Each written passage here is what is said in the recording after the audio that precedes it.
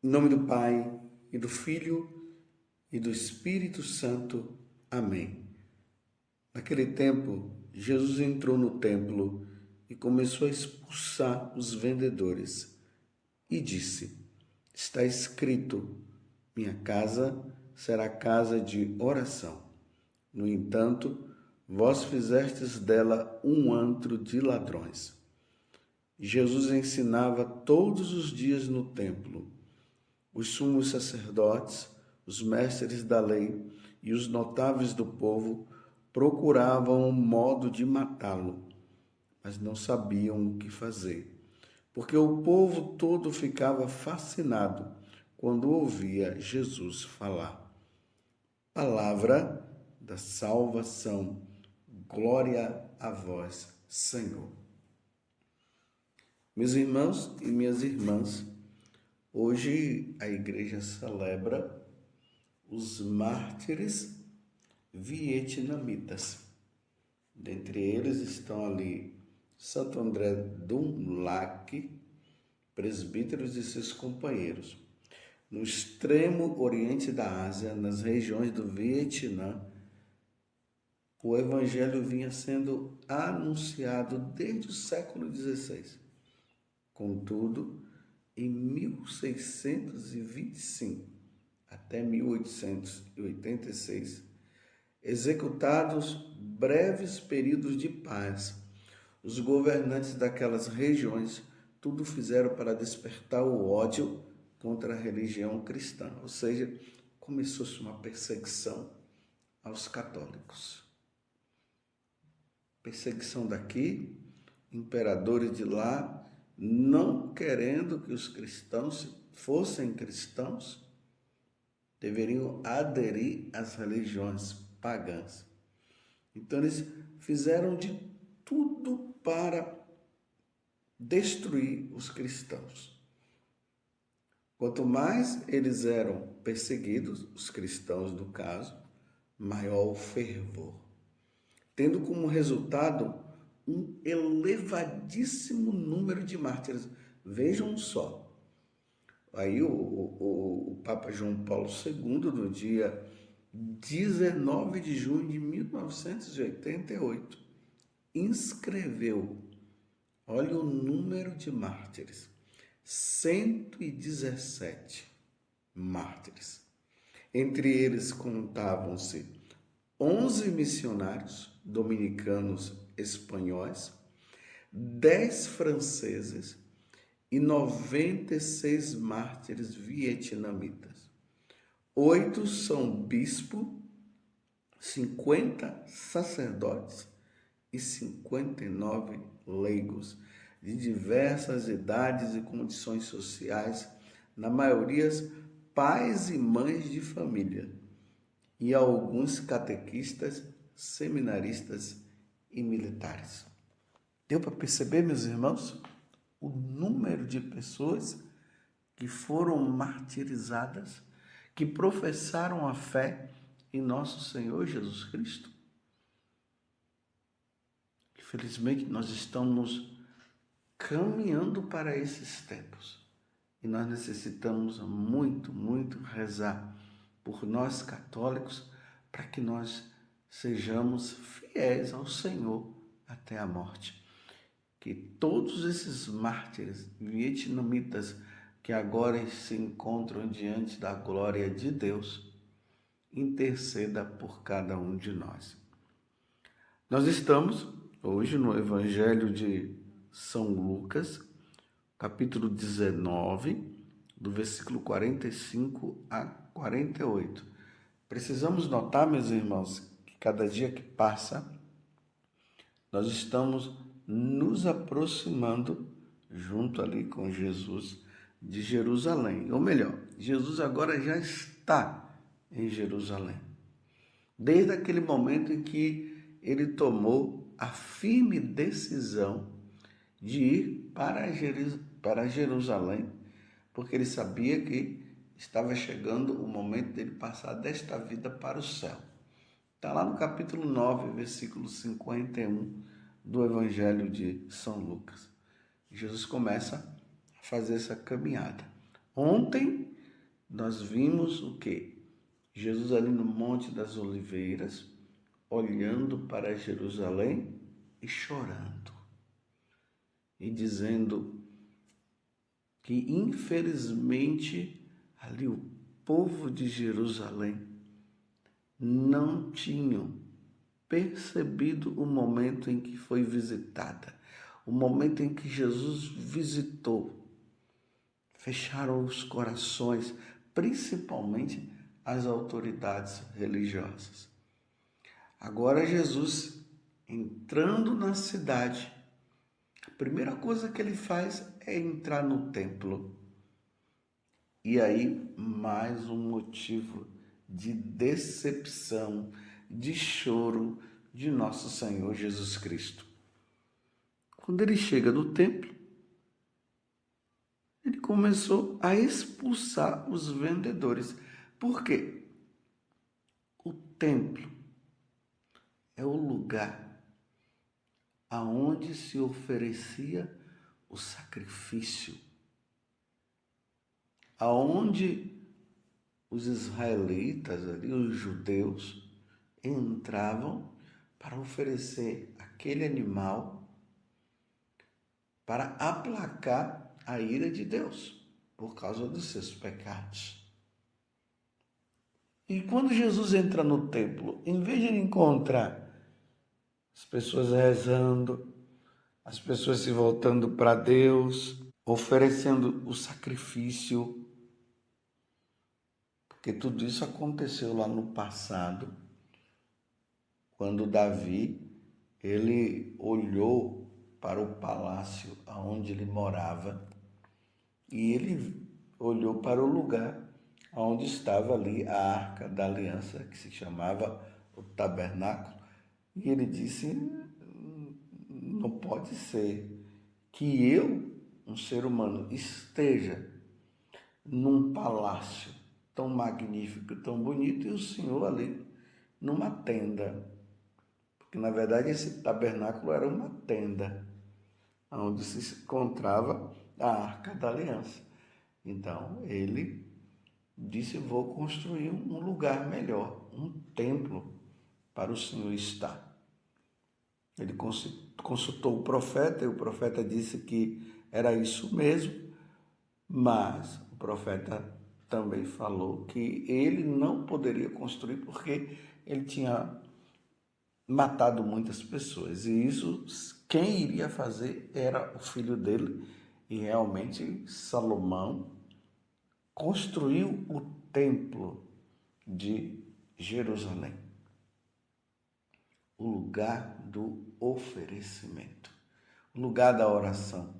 Lá no livro das Crônicas fala que quando o templo foi construído, Salomão, ele entrou e ali ele fez a oração dizendo que naquele lugar seria um lugar de oração, onde as pessoas iriam para pedir as coisas de Deus, para louvar a Deus, para pedir perdão a Deus e para oferecer o sacrifício. Passado alguns anos, o templo foi destruído, depois ele foi reconstruído. Agora, Jesus entra no lugar. E o que é que ele encontra? Os homens vendendo animais, trocando a moeda sagrada, ou melhor, a moeda profana pela moeda sagrada. Me desculpe eu dizer, estava realmente ali no templo uma bagunça. Jesus, quando viu aquilo, ele não suportou. Ele se dirigiu àqueles homens, ele fez um chicote e expulsou todo mundo de lá. E aí ele traz essa palavra. Está escrito: minha casa será casa de oração. No entanto, vós fizestes dela um antro de ladrões. Meus irmãos, a casa de Deus é casa de oração. Desde aquela capelinha até a majestosa Basílica de São Pedro e tantas outras igrejas, basílicas, santuários construídos, ali é casa de oração. A primeira coisa, quando nós entramos, é nos dirigir, olhar para ali o centro da igreja. E em outros lugares estão ali do lado, onde tem a capela do Santíssimo, aonde Jesus está presente. Aquela luz vermelha é a indicação que ali, no sacrário, Jesus está presente. Então, a primeira coisa que nós fazemos quando entramos na igreja é adorar Jesus presente na Eucaristia. E ali está o altar, aonde é oferecido o pão e o vinho, que serão consagrados, transubstanciados, ou seja, na hora da consagração, aonde o sacerdote celebra, faz a consagração, naquele momento em que ele impõe as mãos, invocando a presença do Espírito Santo, e o pão e o vinho se transformam, se transubstanciam na carne, o pão na carne, o vinho no sangue. Ali é oferecido o sacrifício de nosso Senhor Jesus Cristo. O sacerdote oferece esse sacrifício primeiramente pelos pecados dele e pelos pecados dos fiéis, dos católicos que estão ali. É um lugar de oração, de dedicação. Esse lugar não pode ser profanado. Quantas profanações vêm acontecendo? Aqui eu não quero nem dizer as aberrações que vêm acontecendo dentro da casa de Deus, até mesmo para as pessoas não ficarem escandalizadas, mas vem acontecendo profanações e profanações dentro da igreja. Dentro da casa do Senhor, onde Jesus está presente. Ali é o lugar do sacrifício. É o lugar da oração. A casa de Deus é um lugar onde se deve ter muito silêncio.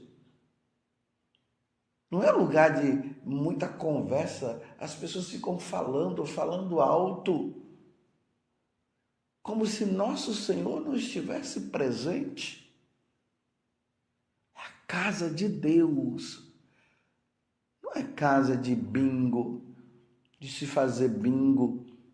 A casa de Deus não é um lugar para se levar pessoas, para se fazer shows lá dentro com músicas pagãs. Então se pode, ali é a casa de Deus. Hoje vem acontecendo, como eu disse, aberrações dentro da casa de Deus. E as pessoas têm perdido a noção de que na casa de Deus, Deus está presente. E ali é lugar de oração. As pessoas entram numa igreja, parecendo que está entrando no supermercado. E me desculpe eu dizer, como se estivesse entrando numa casa de show. Nós não podemos perder isso. Às vezes eu fico me perguntando como é que determinados párocos, aí sacerdotes, eles permitem que hajam gravações dentro da casa de Deus com teatros profanos, permitem que essas pessoas que fazem novelas façam gravações dentro da casa de Deus, fazendo coisas que vão contra a doutrina, contra o mandamento da lei de Deus. Ou seja, Deus precisa ser adorado, amado, glorificado. E permitem de fazer gravações onde vão falando mal de sacerdotes, vão falando mal da doutrina da igreja. Eu não sei como determinados párocos permitem isso. Para quê? Para receber, para ter fama? Isso não é permitido. Não pode ser permitido. A casa de Deus é a casa de Deus. Como Jesus está dizendo, eu vou repetir. Está escrito, minha casa será casa de oração. E vocês estão fazendo da minha casa um lugar de profanação.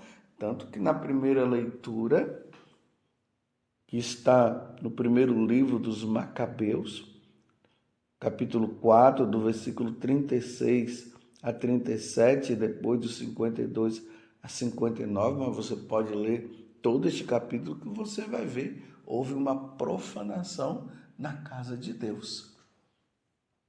E agora eles estão fazendo um momento de reparação, de reconsagrar o templo de Deus, porque ele foi profanado. A casa de Deus não pode ser profanada. Você, quando tem ido na casa de Deus, você tem consciência da presença de nosso Senhor Jesus Cristo? Jesus está presente na Eucaristia, como eu já falei antes, no sacrário. Mas o altar representa também Jesus. Ele que será oferecido em sacrifício. O ambão da palavra representa Jesus, Deus que fala a nós através do sacerdote. É assim, meus irmãos, a casa de Deus. E é belíssima as igrejas antigas, porque nas igrejas antigas existem belas obras de artes, onde tem ali as imagens representando aqueles santos que estão na glória de Deus agora. E ali nós vemos do lado das igrejas por dentro, claro, a via sacra. Tudo eleva a alma para o céu, para o coração de Deus. Na cúpula da igreja geralmente se tem pinturas da Assunção de Nossa Senhora, da Ascensão de Jesus. Encontramos também o Pantocrato, ou seja, Jesus sentado no trono da glória, como está escrito no livro do Apocalipse. Imagem de anjos, anjos e mais anjos. A Igreja Católica, ela não é uma igreja vazia como a igreja protestante. Você entra lá, tem apenas o lugar lá da palavra, o ambão da palavra, aquela coisa vazia. Não, a Igreja Católica, quando nós entramos, nós temos que ver lá Jesus crucificado, para lembrar o sacrifício de nosso Senhor Jesus Cristo. Não é Jesus ressuscitado, como tem colocado ultimamente. Em algumas igrejas nós vemos, em vez de colocarem lá Jesus crucificado, a imagem, estão colocando Jesus ressuscitado. Não, é Jesus crucificado que tem que estar lá. Como eu disse, para representar, para mostrar que ali é o lugar do sacrifício de nosso Senhor Jesus Cristo. E os sacerdotes devem se revestir de vestes solenes. Lá no Antigo Testamento, quando Deus começa a instituir a liturgia, isso aí nós vemos lá no livro do Êxodo, lá a partir, se eu não me engano, do capítulo 30 em diante, não, 29, aí por aí, depois vocês dão uma olhada. Aí ali vai se percebendo que Deus vai pedindo que o sacerdote tenha uma veste totalmente diferente, a veste solene. Por isso que nós sacerdotes devemos nos revestir de Cristo. E ali é a casula, a estola, rito, o símbolo, tudo isso tem um significado importante. Por isso que o Curadars, ele, quando ia celebrar a missa, ele tinha os melhores paramentos. Paramentos significa aquelas vestes próprias que o sacerdote usa para a celebração da Eucaristia. Mas no dia comum, no dia a dia, ele tinha uma batina surrada. Mas na hora que ele ia celebrar, ele ficava magnífico. Sacerdote não é para ficar celebrando missa somente de estola. A gente já ouve por aí lugares que tem assim, sacerdotes celebrando a missa só de estola. Só colocar a estola por cima ali da camisa, da roupa e tá tudo bem. Não tá tudo bem. Para se celebrar a missa tem que se vestir dignamente, porque Jesus é o Senhor. Rezemos, meus irmãos, pela igreja. Rezem por nós sacerdotes. Quando eu digo por nós sacerdotes, eu estou incluído. Rezem, rezem e rezem. Tempos difíceis nós estamos vivendo. Infelizmente, a igreja de nosso Senhor Jesus Cristo tem sido profanada. E é justamente o que Jesus fez aqui no Evangelho. A minha casa é casa de oração. E fez um chicote, expulsou os vendilhões do templo. A primeira leitura está lá também, o templo foi profanado. Eles estavam fazendo a consagração novamente do templo. Porque a casa de Deus é a casa de Deus. Como você tem se comportado na casa de Deus. Louvado seja nosso Senhor Jesus Cristo, para sempre seja louvado, e a sua mãe, Maria Santíssima.